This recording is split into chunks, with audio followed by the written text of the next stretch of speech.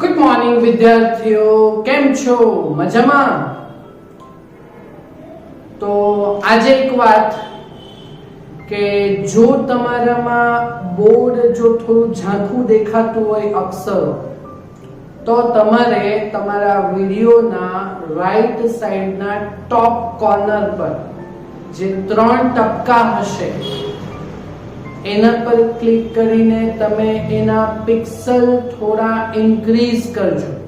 એટલે તમે જો 144 256 પિક્સલ ઉપર જોશો તો થોડું ઝાંખું દેખાશે, બરાબર? તમે 720 પર જો 540 પર જો તો ક્લિયરિટી તમારી હજુ વધશે. તો બોર્ડ ઉપર ઝાંખું દેખાવાનું રીઝન તે તમારે જે તમે વિડિયોનું બફરિંગનું જે પિક્સલ છે તે હશે. જેટલા પિક્સલ ઇન્ક્રીઝ કરશો એટલું આ બધું ક્લિયર રહેશે, બરાબર? તો થોડું પછી તો થોડો ડેટા વધારે વપરાશે, પણ હવે તમારે છે પણ શું, ખાલી મારા લેક્ચર જોવા માટે જ આવ્યું આ છે, ખ્યાલ આવે છે ને? હા, તો વાંધો નહીં. 3 દાખલાઓ જોઈ લઈએ કેપેસિટરના આધારિત. ઓકે, તો કેપેસિટર માટે આપણે જોયું કે અવરોધમાં જેવી રીતે R આવે તેવી રીતે ઇન્ડક્ટરમાં એનું રિએક્ટન્સ XL આવે 1/ωc, અને તેવી જ રીતે ઇન્ડક્ટરમાં XL આવે ωL રિએક્ટન્સ, એવી જ રીતે કેપેસિટરમાં XC 1/ωc આવે. ઓકે, તો એ સત્ય ઘટના ઉપર બે એકદમ ઈઝી દાખલા અને એક ઈઝી બટ ફૂલ થિયોરિટિકલ એ છે. આવા દાખલા ઓછા પૂછાય પણ તમને એ એમસીક્યુ કોન્સેપ્ટમાં કામ લાગશે, બરાબર? ઓકે, તો જોઈએ આપણે ઉદાહરણ 4 અને સ્વાધ્યાય 4 અને 2.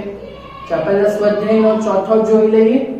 પહેલા કામ કરે સ્વાધ્યાય ઉદાહરણ 4 જોઈ લઈએ. ઓકે, તો જે આપેલું છે એના ઉપરથી તમારે પહેલા ડેટા લખવાના. ઓકે, તો સોલ્યુશન. ઓકે, તો 220 વોલ્ટ અને 50 હર્ટ્ઝ નો સ્ત્રોત છે. ઓકે, તો 220 વોલ્ટ એ વોલ્ટેજ V એ સ્ત્રોતના વોલ્ટેજ એટલે Vrms 220 વોલ્ટ છે. ઓકે, આવૃત્તિ આપેલી છે આપણને f ફ્રીક્વન્સી 50 હર્ટ્ઝ, પણ આપણને આવૃત્તિનું કોઈ જગ્યાએ કામ નથી પડતું, આપણને ઓમેગા જોઈએ. ઓકે, તો બધી વારની જેમ આપણે કોણીય આવૃત્તિ ઓમેગા એટલે 2πf એટલે 2 * 3.14 અને આવૃત્તિ તે 50. તે આ તમારો જવાબ 50 નું 100 * 3.14 એટલે 314 થશે રેડિયન પર સેકન્ડ કોણીય આવૃત્તિ ઓમેગા. ઓકે, એને 15 માઇક્રોફેરાડ ના કેપેસિટર સાથે જોડેલું છે. એટલે આ સપ્લાયને કેપેસિટર જે છે એનું કેપેસિટન્સ C 15 માઇક્રોફેરાડ છે. એટલે 15 ગુણ્યા 10⁻6 ફેરાડ લેવાશે કેપેસિટન્સ એનું, બરાબર? ઓકે, તો તમારી પાસે બે સવાલ છે, કેપેસિટિવ રિએક્ટન્સ અને પ્રવાહનું RMS અને મહત્તમ મૂલ્ય શોધવાનું છે. એટલે પ્રવાહનું RMS મૂલ્ય એટલે IRMS ને શોધવાનું છે અને મહત્તમ પ્રવાહ એટલે IM પણ શોધવાનું છે. ઓકે, પહેલા આપણે કેપેસિટિવ રિએક્ટન્સ શોધી કાઢીએ. આપણે ભણ્યા કેપેસિટિવ રિએક્ટન્સ થિયરીમાં જોયું ને. ઓકે, તો એ શું હતું? કેપેસિટિવ રિએક્ટન્સ એટલે કેપેસિટિવ રિએક્ટન્સ XC એટલે 1/ωc હતું. બસ હવે કેલ્ક્યુલેશન કરવાનું ને રિએક્ટન્સ એ અવરોધ જ તે ઓહમમાં આવશે જવાબ. ઓકે, ચાલો કેલ્ક્યુલેશન કરીએ. ઓકે, તો ચાલો વેલ્યુ મૂકીએ તો 1/314 ગુણ્યા કેપેસિટન્સ 15 માઇક્રોફેરાડ એટલે 10⁻6. ઓકે, 10⁻6 ઉપર જાય તો 10⁻6. ઓકે, અને આની વેલ્યુ ચાલો આપણે ચેક કરીએ કે 1/314 ભાગ્યા 15 કેટલા થાય. ઓકે, જોઈ લઈએ. તમે જાતે પણ કરી શકો 1/314 બરાબર ભાગ્યા 15 તો એનો જવાબ છે 0.000 212 કેટલો છે 0.000 212 આટલા ઓહમ પણ આપણે 6 પોઈન્ટ કાપી દઈએ તો કેપેસિટિવ રિએક્ટન્સ આવશે અહીંયા છે ને 1 2 3 4 5 6 એટલે 212 ઓહમ તો આ કેપેસિટિવ રિએક્ટન્સ થઈ ગયું બરાબર ચાલો બીજો સવાલ શું છે પ્રવાહ આરએમએસ પ્રવાહ ભી શોધવાનો છે અને મહત્તમ પ્રવાહ એટલે આઈએમ પણ શોધવાનું છે બધું આપણને આવડે જ છે ચાલો આરએમએસ પ્રવાહ એટલે આઈઆરએમએસ ઓકે આઈઆરએમએસ એટલે વીઆરએમએસ બાય ઓહમનો નિયમ I બરાબર V બાય R તો I બરાબર V બાય અવરોધની જગ્યાએ રિએક્ટન્સ આવશે કેપેસિટરનું XC વીઆરએમએસ આપણી પાસે છે 220 ઓકે અને કેપેસિટિવ રિએક્ટન્સ XC તો એ આપણે અહીંયા શોધ્યું ને 212 તો 212 તો બોલજો આરએમએસ પ્રવાહનું મૂલ્ય 220 ભાગ્યા 212 કરીએ તો 220 ભાગ્યા 212 આપણી પાસે થશે 1.0377 એટલે 1.038 જેવું થશે અને પ્રવાહ એટલે એમ્પિયર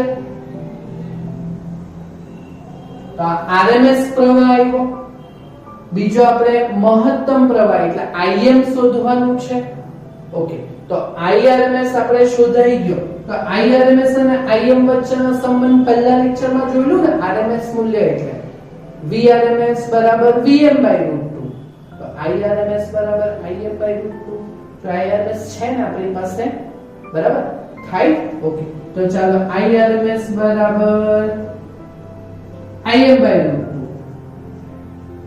આપણે મહત્તમ પ્રવાહ એટલે આઈએમ શોધવાનો છે તો આઈએમ બરાબર √2 into IRMS ચાલો √2 એટલે 1.414 into IRMS ની વેલ્યુ આપણી પાસે અહીં કેટલી છે શોધેલી છે 1.038 ઓકે તો મહત્તમ પ્રવાહ આપણો બનશે IM બરાબર ચાલો જોઈ લઈએ આનું ગણતરી ઓકે ચાલો તો 1.414 ગુણ્યા 1.41 બી તમે લઈ શકો ગુણ્યા 1.038 ઓકે તો આનો જવાબ થશે 1.467 જેવો એટલે 1.467 અરાઉન્ડ એટલે આટલા એમ્પિયર તો આ મહત્તમ પ્રવાહ પણ થઈ ગયો બરાબર ઓકે હવે નનની વસ્તુ માંગેલી છે જો એક સિમ્પલ અન્ડરસ્ટેન્ડિંગ માં જો આવૃત્તિ બમણી કરવામાં આવે આવૃત્તિ એટલે f આવૃત્તિ બમણી કરવામાં આવે તો કેપેસિટિવ રિએક્ટન્સ અને પ્રવાહમાં શું થશે જો આવૃત્તિ f જો બમણી કરે તો ઓમેગા બરાબર 2πf તો કોણીય આવૃત્તિ બમણી થાય કોણીય આવૃત્તિ બમણી થાય તો કેપેસિટિવ રિએક્ટન્સ ઉલટું છે કોણીય આવૃત્તિ સાથે તો આ ઓમેગા બમણું થાય તો કેપેસિટિવ રિએક્ટન્સ વ્યસ્ત છે ને હા તો એ અડધું થશે પહેલો જવાબ થઈ ગયો કેપેસિટિવ રિએક્ટન્સ અડધું અને બીજો પ્રવાહ તો ભાઈ રિએક્ટન્સ અડધું થાય તો પ્રવાહ I બરાબર V/XC તો આ અડધું થાય તો IRMS પાછો શું થાય બમણો થાય તો આ આપણે ગુજરાતી વાક્યમાં લખશું ઓકે એટલે હવેનો જવાબ એટલે હવે જો આવૃત્તિ એટલે f શું કરવામાં આવે બમણી થાય શું થાય બમણી થાય તો કોણીય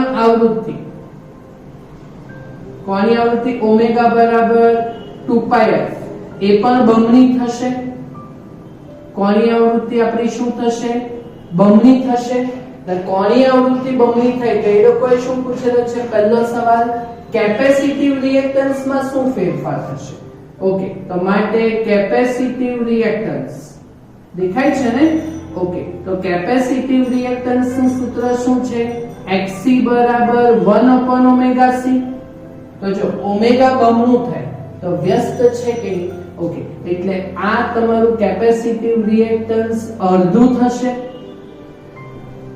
વ્યસ્ત છે ઓમેગા બમણું તો કેપેસિટિવ રિએક્ટન્સ અડધું. ઓકે, અને પ્રવાહમાં શું થશે? તો પ્રવાહ તે શું છે આપણો? I બરાબર V/Xc. તો જો અહીંયા Xc અડધું થયેલું છે તો Xc અને પ્રવાહ પાછો ઉલટા કે તો પાછો પ્રવાહ બી શું થશે તમારો? બમણો. બોલો, સમજ પડી આ વસ્તુ છેલ્લી સૂત્રને આધારે? બાકી આ તો ગણતરી છે, આપણે જે થિયરી કઈ રીતે થશે ને. ઓકે, તો આ દાખલો પૂછવાનો હોય તો તમને 3 માર્ક્સમાં પૂછી શકે. એક્સ્ટ્રા 1 માર્ક નું આવ્યું આ થઈ જાય કામ ફેરફાર. બરાબર. ચાલો હવે એકદમ શોર્ટ દાખલો આના જેવો છે. 110 વોલ્ટ અને 50 હર્ટ્ઝ નો સ્ત્રોત છે. ઓકે, તો વોલ્ટેજ સોલ્યુશન કરીએ. તો સોલ્યુશન એટલે જે વોલ્ટેજ આપેલા છે તે V, તે VRMS. કેટલા આપેલા છે? 110 વોલ્ટ અને આવૃત્તિ F એ 50 હર્ટ્ઝ છે. ઓકે, એટલે કોણીય આવૃત્તિ ઓમેગા બરાબર 2πf કર્યા કરવાનું 2 * 3.14 * 50. ઓકે, તો પછી આ કોણીય આવૃત્તિ ઓમેગા એ 314 રેડિયન પર સેકન્ડ. પછી એને કોની સાથે જોડેલું છે? 60 માઇક્રોફેરેડ નું કેપેસિટર કે જેનું કેપેસિટન્સ C 60 માઇક્રોફેરેડ. માઇક્રો એટલે 10⁻⁶. આની સાથે મૂક્યું તો શું શોધવાનું છે? પરિપથનો RMS પ્રવાહ.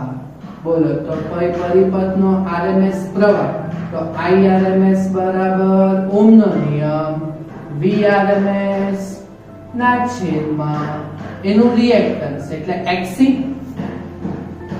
ઓકે, Xc છૂટું શોધો. એના કરતા જો Xc નું વેલ્યુ મૂકી દઈએ. ઓકે, જે કેપેસિટિવ રિએક્ટન્સ Xc એટલે 1/ωc લેવાનું.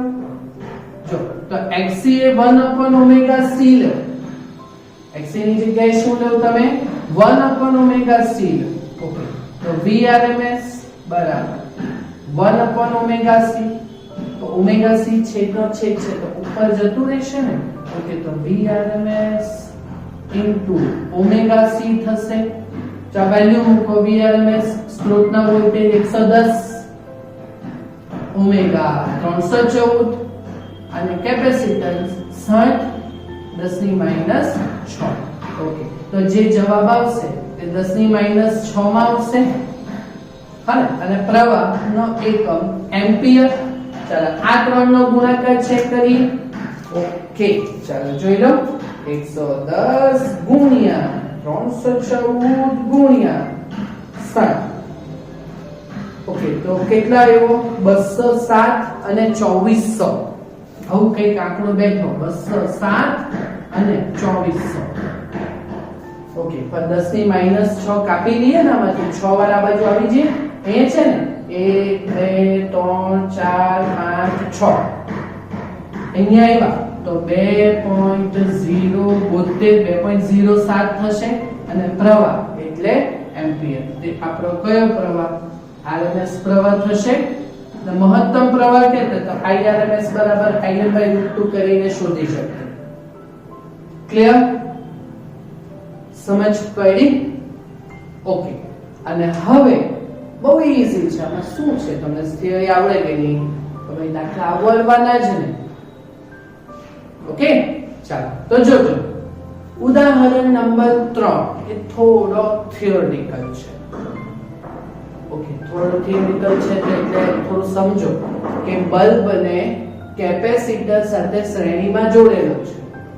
બલ્બ અને કેપેસિટર એક લાઈનમાં મૂકી દીધા શ્રેણીમાં. ઓકે, ચોપડીમાં પરિપથ નથી પણ વધારે સમજ પડી. એને ડીસી અને એસી જોડાણ માટે તમારા અવલોકનોનું અનુમાન કરો. એટલે જો ડીસી જોડે તો શું થાય? બલ્બ ગ્લો થાય કે નહીં થાય? પ્રકાશિત થાય કે નહીં થાય એની વાત ડીસી અને એસી સપ્લાય માટે. બીજું એક કેપેસિટન્સ બી પછી શું કરેલું છે, એ લોકોએ ઘટાડેલું છે સી. તો તમારા અવલોકનોની ધારણા કરવાની ડીસી અને એસી માટે. તો પહેલા ડીસી સપ્લાય એટલે આપણો સીધો ડાયરેક્ટ કરંટ જેમાં વધઘટ નહીં આવે, બેટરી વાળું આપણે લગાવીએ ને તે. તો જો અહીંયા પહેલા ડીસી સપ્લાય લગાવો, જો ડીસી સપ્લાય લગાડો ઓકે, તો બેટરી લગાડો તો કેપેસિટર શું થાય, ચાર્જ થાય. અને એકવાર સંપૂર્ણ ચાર્જ થઈ જાય, એના મેક્સિમમ કેપેસિટી સુધી વિદ્યુતભાર સંગ્રહ થઈ જાય, બરાબર, પછી પરિપથમાંથી પ્રવાહ વહેતો નથી, એટલે બલ્બ ગ્લો થશે નહીં, બલ્બ પ્રકાશિત થશે નહીં. જો પહેલા ડીસી સપ્લાય કેસ 1, જ્યારે પરિપથમાં ડીસી સપ્લાય લાગુ પાડવામાં આવે ત્યારે કેપેસિટર શું થાય, ડીસી સપ્લાય બેટરી હા ડાયરેક્ટ કરંટ એમાં વધઘટ નહીં આવે, એટલે કેપેસિટર શું થશે, સંપૂર્ણ ચાર્જ થશે. પછી પરિપથમાંથી પ્રવાહ પસાર થશે નહીં, અને પરિપથમાંથી પ્રવાહ પસાર ન થાય તો પછી આ બલ્બ ચાલુ થશે, બલ્બ પ્રકાશિત થશે નહીં, બરાબર. અને બીજો સવાલ શું છે કે કેપેસિટન્સ ઘટાડો. કેપેસિટન્સ વધારો કે ઘટાડો, ડાયરેક્ટ કરંટ સપ્લાય છે, તેના વધઘટથી કોઈ ફરક પડશે નહીં, એટલે કેપેસિટન્સ ઘટાડવામાં આવે તો પણ કોઈ બલ્બની પ્રકાશિતતામાં ફરક પડશે નહીં. ખબર પડી કે આ ડીસી સપ્લાય નું ખબર, ડાયરેક્ટ કરંટ આપો તો કેપેસિટર ચાર્જ થઈ જાય, પછી પ્રવાહ પસાર નહીં થાય, એકવાર સંપૂર્ણ ચાર્જ થઈ જાય એટલે બલ્બ ચાલુ થશે નહીં, પ્રકાશિત થશે નહીં. સ્પીડમાં બોલું છું પણ ખબર તો પડે છે ને. ઓકે, એટલે આ પછી ને કેપેસિટન્સ ઘટાડો તો બે ડાયરેક્ટ કરંટ સપ્લાય છે, એમાં આવર્તન જ નહીં આવે, એમાં શૃંગ પછી ગર્ત આવે છે, ખાલી શૃંગ એક જ દિશામાં હોય, અને એટલે કેપેસિટન્સ ઘટાડો તો પણ આ બલ્બની પ્રકાશિતતામાં કોઈ ફરક પડશે નહીં, બંધ જ હતો ને બંધ જ રહે. ઓકે, હવે કયો સપ્લાય લગાવીએ, એસી જોડાણ, એસી સપ્લાય લગાવીએ તો ભાઈ એસી સપ્લાય મસ્ત શૃંગ કરતા એમ આગળ વધે, બરાબર. ઓકે, તો જ્યારે કેપેસિટર સાથે તમે એસી સપ્લાય લાગુ પાડો તો પછી શૃંગ કરતા એટલે પરિપથમાં પ્રવાહ વહેવાનો ને વહેવાનો, તો કેપેસિટર ચાર્જ ડિસ્ચાર્જ થયા કરશે ને વધઘટ અને ચાર્જ ડિસ્ચાર્જ થયા કરે, એટલે બલ્બ પણ તમારો પ્રકાશિત થશે. ડીસી સપ્લાયમાં બલ્બ ગ્લો થતો જ નહીં હતો, કેપેસિટર મૂકેલું હતું એટલે. અહીંયા એસી સપ્લાય કરે એટલે કેપેસિટર ચાર્જ ડિસ્ચાર્જની પ્રોસેસ કન્ટિન્યુ રાખે, બરાબર. ઓકે, તો કન્ટિન્યુ રાખે એટલે પરિપથમાં પ્રવાહ ચાલુ જ રહે, એટલે તમારો બલ્બ શું થશે, પ્રકાશિત થશે. એટલે જ્યારે કેપેસિટર સાથે એસી સપ્લાય જ્યારે તમે લાગુ પાડો ત્યારે પરિપથમાં પ્રવાહ વહે છે, એટલે બલ્બ પ્રકાશિત થશે, બરાબર. હવે તમે અહીં કેપેસિટન્સ શું કરેલું છે, ઘટાડેલું છે, તો ભાઈ કેપેસિટન્સ સી ઘટે તો એનું રિએક્ટન્સ એક્સી એટલે 1/ωc. જો સી ઘટે તો રિએક્ટન્સ એ વ્યસ્ત પ્રમાણ છે, તો કેપેસિટન્સ ઘટે તો એક્સી બરાબર 1/ωc. કેપેસિટન્સ ઘટે તો રિએક્ટન્સ વધે, ને રિએક્ટન્સ નું કામ જ છે પ્રવાહ, અવરોધ જેટલો વધારે એટલો પ્રવાહ ઓછો પસાર થાય, એટલે પ્રવાહ પરિપથનો પ્રવાહ શું થશે, તો I બરાબર ઓહમનો નિયમ V/Xc. તો ભાઈ કેપેસિટન્સ વધેલું છે, રિએક્ટન્સ વધેલું છે, બરાબર, તો પ્રવાહ ઘટવાનો, એટલે પ્રવાહ ઘટે તો પછી આ બલ્બ જેટલો પ્રકાશિત થયેલો હતો એટલે એની પ્રકાશિતતા ધીમે ધીમે ઓછી થશે, એટલે બલ્બ શું થશે, ઝાંખો સળગે, એટલે આથી બલ્બની પ્રકાશિતતા શું થશે, ઘટશે. ખ્યાલ આવ્યો તમને ટોપિકમાં આ થિયોરિટિકલ બાકી આ તો આપણે જે થિયરી ભણ્યા તેના કોન્સેપ્ટના બેઝ છે. ઓકે, થશે કે કામ આટલું? થશે ને આટલું? ઓકે, તો હવે પછી જે નેક્સ્ટ છે ને તે પાછી 4 માર્ક્સની થિયરી. એમાં શું કરશું આપણે કે આપણે 3 છૂટા છૂટા ભણ્યા R, L અને C. તો એના નેક્સ્ટ ટોપિકમાં આપણે શું કરશું? L, C, R એ ત્રણે ત્રણને જોડી દઈશું. એટલે LCR શ્રેણી AC પરિપથમાં પ્રવાહ, ફેઝર એટલે એમાં કયા તફાવત આવી જશે, બરાબર, અને તત્કાલીન પાવર અને સરેરાશ પાવર એવા મુદ્દાઓના થોડા આપણે ડિસ્કશન કરશું. એટલે જે સવાલ હશે તે LCR શ્રેણી AC પરિપથ 4 માર્ક્સ માટે. ઓકે, એ તમે શાંતિથી આપણે જોશો. પણ આ તમે જાતે કમ્પ્લીટ કરશો, આ લખી કરશો વાંધો નહીં, સમજ પડેલો હોવો જોઈએ. પણ આ બે તો જાતે કરશો ને. ઓકે, તો આટલું કામ તમે કમ્પ્લીટ કરજો. Thank you very much.